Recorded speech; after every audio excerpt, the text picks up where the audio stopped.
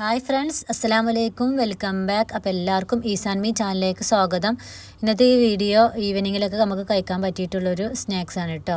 അപ്പോൾ അതിന് വേണ്ടിയിട്ട് ഞാനിതാ 2 കപ്പ് ആട്ടപ്പൊടിയാണ് എടുത്തിട്ടുള്ളത്. ഈസി ആയിട്ടും ടേസ്റ്റി ആയിട്ടും ഉണ്ടാക്കാൻ പറ്റിയിട്ടുള്ള റെസിപ്പിയാണ്.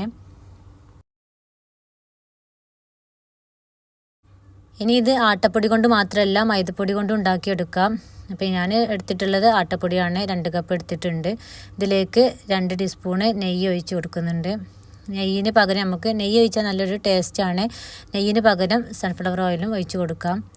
പിന്നെ ഇതിലേക്ക് ആവശ്യത്തിന് ഉപ്പിട്ട് കൊടുക്കുന്നുണ്ട്. ഇതിലേക്ക് ഇനി കുറച്ച് വെളുത്ത എള്ളുണ്ടായിരുന്നു കേട്ടോ, അത് ഞാൻ ഇട്ട് കൊടുക്കുന്നുണ്ട്. ഒരു 3 ടീസ്പൂണ് വെളുത്ത എള്ള് ഇട്ട് കൊടുക്കുന്നുണ്ട്. ഇത് എള്ള് ഇട്ട് കൊടുക്കേണ്ട ആവശ്യമില്ല കേട്ടോ. ഇനി ഏത് എള്ളാണ് കയ്യിലുള്ളത് അത് നമുക്ക് ഇട്ട് കൊടുക്കാം. ഇനി നമുക്ക് ഇതിലേക്ക് കുറേശ്ശെ വെള്ളം ഒഴിച്ച് കൊടുത്ത് ചപ്പാത്തിയൊക്കെ കുഴച്ചെടുക്കുന്ന രൂപത്തിൽ നമുക്ക് കുഴച്ചെടുക്കാം.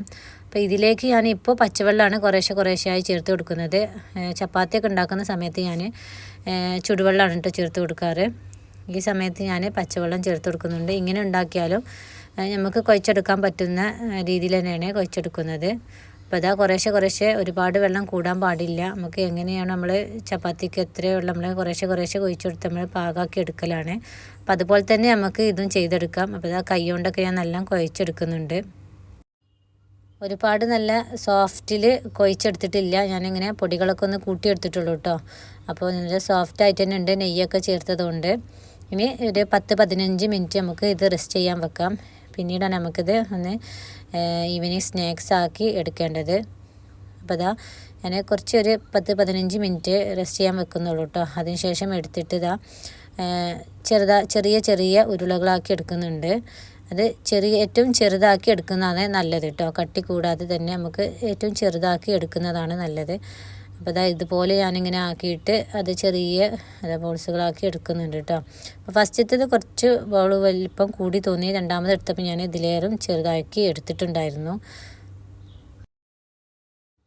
ഇത് നമുക്ക് എപ്പോൾ വേണമെങ്കിലും കഴിക്കാൻ പറ്റിയിട്ടുള്ളൊരു സ്നാക്സ് തന്നെയാണ്. ഈവനിങ്ങിൽ മാത്രമല്ല കേട്ടോ. അപ്പോൾ ഇതാ ചെറിയ ബോളുകളായി ഞാൻ ഉരുട്ടിയെടുക്കുന്നുണ്ട്.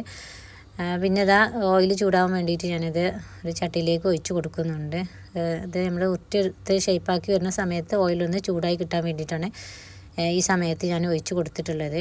ഇനി ഇതാ ഈ ഉരുളകൾ നമുക്ക് ഏത് ഷേപ്പിലാണ് നമുക്ക് വേണ്ടത് ആ ഷേപ്പിൽ നമുക്ക് ചെയ്തെടുക്കാം കേട്ടോ.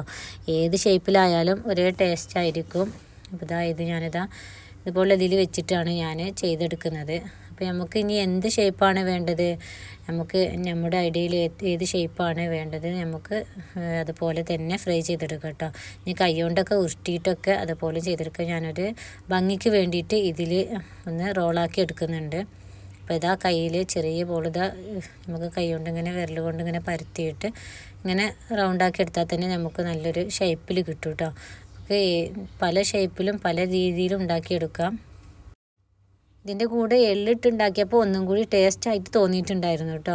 കാരണം എള്ളിടാതെ ഉണ്ടാക്കുകയാണെങ്കിലും ടേസ്റ്റ് തന്നെ. പക്ഷേ എള്ളിട്ടിട്ടിപ്പോൾ ഫ്രൈ ചെയ്യുന്ന സമയത്തും നല്ലൊരു സ്മെല്ലൊക്കെ ഉണ്ടായിട്ടുണ്ടായിരുന്നു. നെയ്യും എള്ളും എല്ലാം കൂടി വന്ന സമയത്ത് നല്ലൊരു സ്നാക്സ് ആയിട്ട് തന്നെ നല്ലൊരു സ്മെല്ലായിട്ട് നമുക്ക് തോന്നിയിട്ടുണ്ടായിരുന്നു. ആ സമയത്താണ് നമുക്ക് ഇത് വെറുതെ കഴിക്കാൻ തന്നെ തോന്നും കേട്ടോ. മക്കളൊക്കെ ഉണ്ടാക്കിയ സമയത്ത് ഇങ്ങനെ ചൂടോട് തന്നെ കഴിക്കുന്നു. ചൂടൊന്ന് ആറിയ ശേഷമാണ് നമുക്കിത് ക്രിസ്പി ആയിട്ട് തോന്നാറ്.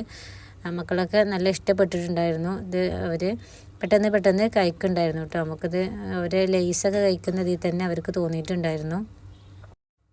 അപ്പോൾ ഇതാ ഫസ്റ്റത്തെ ഇത് ഞാൻ ഉണ്ടാക്കിയെടുത്തിട്ടുണ്ട്. കുറച്ച് മാത്രം ഉണ്ടാക്കിയെടുത്തിട്ട് കുറേശ്ശെ ആയിട്ട് ഞാൻ ഫ്രൈ ആക്കി എടുക്കുകയാണ്. എല്ലാം കൂടി ഒന്നിച്ച് ഫ്രൈ ആക്കി എടുത്തിട്ടില്ല കേട്ടോ. അപ്പോൾ ഇതാ ഇത്രയും ഞാൻ എടുത്തിട്ട് ഞാൻ ഫ്രൈ ആക്കി എടുക്കുന്നുണ്ട്. അപ്പോൾ ഇത് നമ്മളെ ഓയിലൊക്കെ നല്ല ചൂടായി വന്നിട്ടുണ്ടായിരുന്നു കേട്ടോ. അപ്പോൾ ഇതാ ഓയിലിലേക്ക് ഞാൻ ഓരോന്നായിട്ട് തന്നെ ഇട്ട് കൊടുത്തിട്ട് ഫ്രൈ ചെയ്തെടുക്കുകയാണ്. നല്ല ചൂടുള്ള ഓയിലിലേക്ക് തന്നെ ഇട്ട് കൊടുക്കണം. അപ്പോഴാണ് നമ്മുടെ സ്നാക്സൊക്കെ നല്ല ക്രിസ്പി ആയിട്ടും നല്ല റെഡി ആയിട്ടൊക്കെ വരിക.